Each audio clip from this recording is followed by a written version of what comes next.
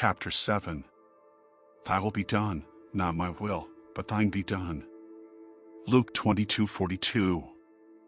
This passage invites us to reflect on the importance of aligning ourselves with the divine will rather than insisting on our own desires.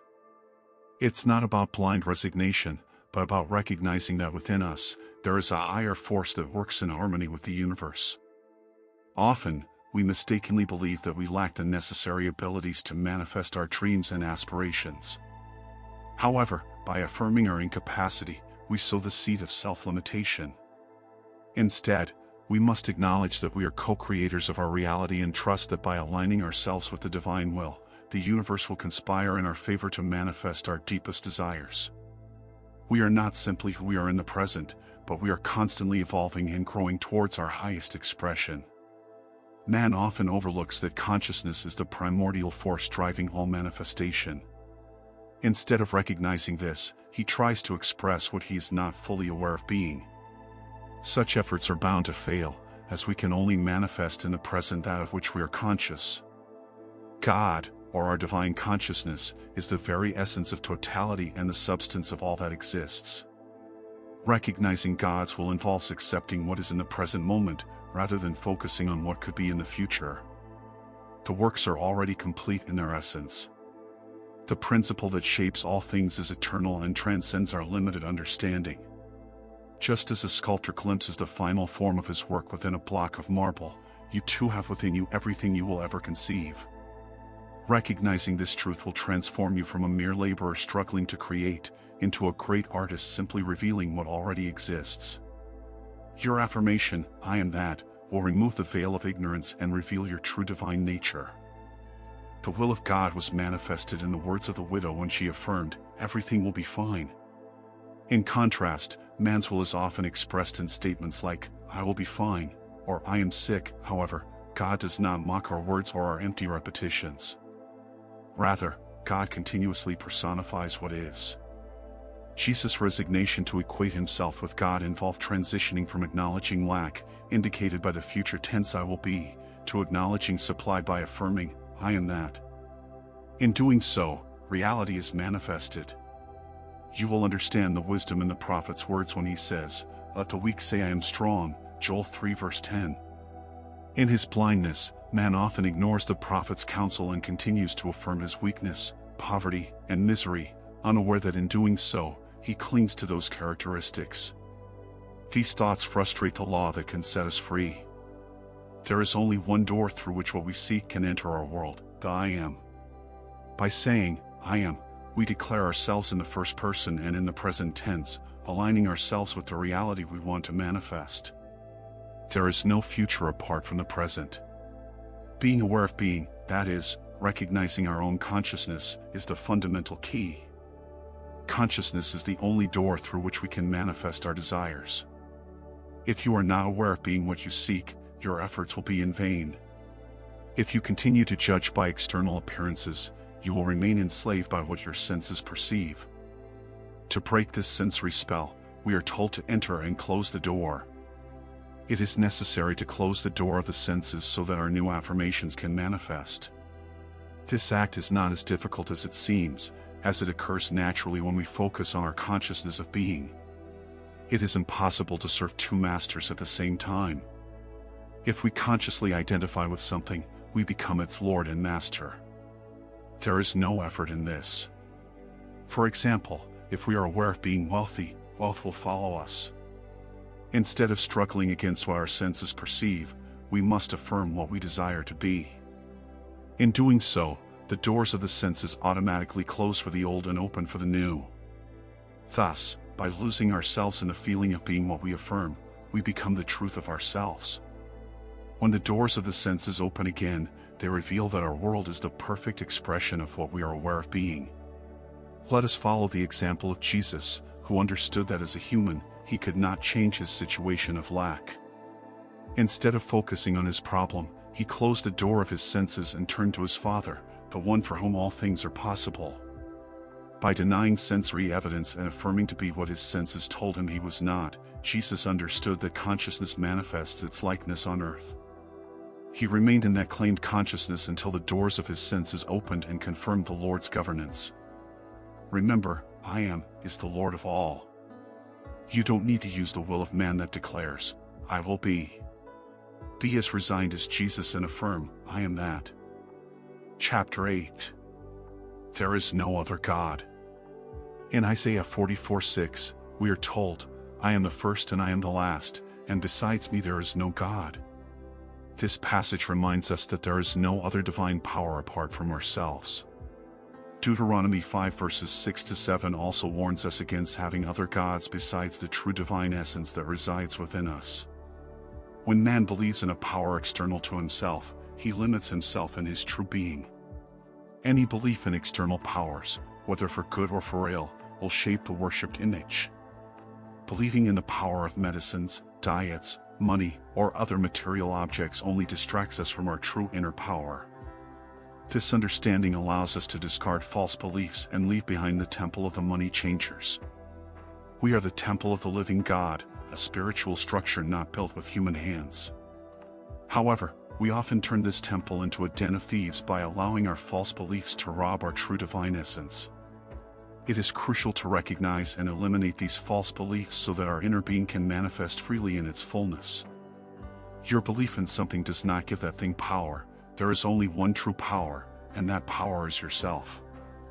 By believing in external things, such as material objects or circumstances, you are transferring your internal power to those things.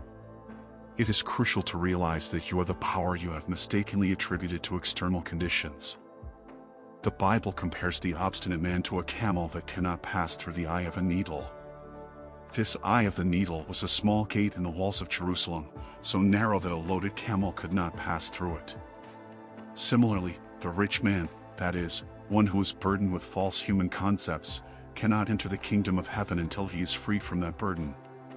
Man often clings to his laws, opinions, and beliefs as if they were absolute truth. He ignores that all external appearances are nothing more than manifestations of mental states. When he understands that his consciousness of a quality externalizes that quality without external aid, he recognizes the true value, his own consciousness. The Lord dwells in his sacred temple, which is our own consciousness. Within what we are aware of being, our consciousness resides. As human beings, we are the Lord in our own temple. By understanding that consciousness objectifies itself, meaning that our external reality reflects our internal consciousness, we must forgive everyone else for being what they are. An enlightened or disciplined individual understands that a change in their consciousness will bring about a change in their external experience. Instead of lamenting the limitations of life, like beggars at the temple gate, the wise man declares, I have no silver or gold to give you, but what I do have is the consciousness of freedom. He urges us to awaken the gift that resides within us, ceasing to beg and claiming our identity and freedom. If we follow this advice, we will leap from a limited world into a world of freedom, celebrating praises to the Lord for our transformation. I am greater is he who is in you than he who is in the world, is the cry of everyone who discovers that their divine consciousness is God himself. When you recognize this fact, you automatically cleanse the temple of your consciousness, getting rid of the thieves and plunderers who stole your dominion over things. You regain that lost control the moment you forget the commandment, you shall have no other gods before me. Chapter 9, The Cornerstone. Everyone must consider carefully how they build upon this cornerstone, for no one can lay any foundation other than the one already laid, which is Jesus Christ. If we build on this foundation with gold, silver, precious stones, wood, hay, or straw, the quality of our work will be evident, because the day will reveal it. 1 Corinthians 3:10-11. The foundation of all expression is consciousness. Despite man's attempts to find other causes of manifestation, the truth is that everything arises from our consciousness of being. Man may believe that disease comes from germs, that war arises from conflicting political ideologies, or that greed is the root of all problems. However, from the divine perspective, all these human findings, considered as the essence of wisdom, are actually folly. There is only one true power, and that power is God. Consciousness holds incredible power. It can give life or take it away, heal or harm, and bring about all things, whether good, bad, or indifferent. Man lives in a world that is nothing more than his objectified consciousness. Often, he struggles against his own reflections without realizing that those reflections are simply images projected by his own inner light. As Jesus said, "I am the light of the world," and that light is our consciousness. What we are aware of being, whether rich, healthy, or free, is reflected in the world around us. Trying to change the world by force is as futile as trying to change our face by breaking a mirror. Instead, we must change our own conception of ourselves. By setting aside the idea of changing the world and focusing on changing our own perception, we will find satisfaction and freedom.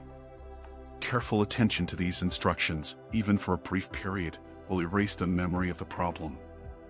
A key question to ask oneself is, how would I feel if I were free?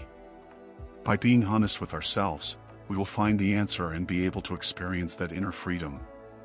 No man can tell another how he will feel when his desire is fulfilled. The satisfaction of that desire lies within each person, and each individual must experience for themselves the automatic shift in consciousness that accompanies that achievement. The feeling or emotion that arises as a response to our internal questioning is the cornerstone upon which we consciously build our change. Although we cannot predict exactly how that feeling will manifest, we trust that it will occur. Consciousness has ways that no man can fully comprehend. It is an unalterable law. Everything we experience becomes part of our nature as we feel it with conviction. This process can be swift or take longer, depending on our certainty and conviction. When we acquire something new, like a hat or a pair of shoes, we may initially feel a bit uncomfortable with them until they become part of our routine and of ourselves. The same happens when adopting new states of consciousness. By asking ourselves, how would I feel if my desire were fulfilled right now? The automatic response may be unsettling until we become accustomed to it over time and practice. The process of adapting to realize the potential of our consciousness is similar to wearing new clothes. At first, it may feel strange and unfamiliar. However, it's important to recognize that our consciousness is always manifesting in the conditions around us. Like Lot's wife in the Bible, if we continually look back at our problems, we will become hypnotized by their apparent reality and find it difficult to adopt new feelings or consciousnesses. The words of Jesus about salvation urge us to leave everything and follow him. We must let the dead bury the dead, which means leaving our problems behind and focusing on moving forward with a new consciousness.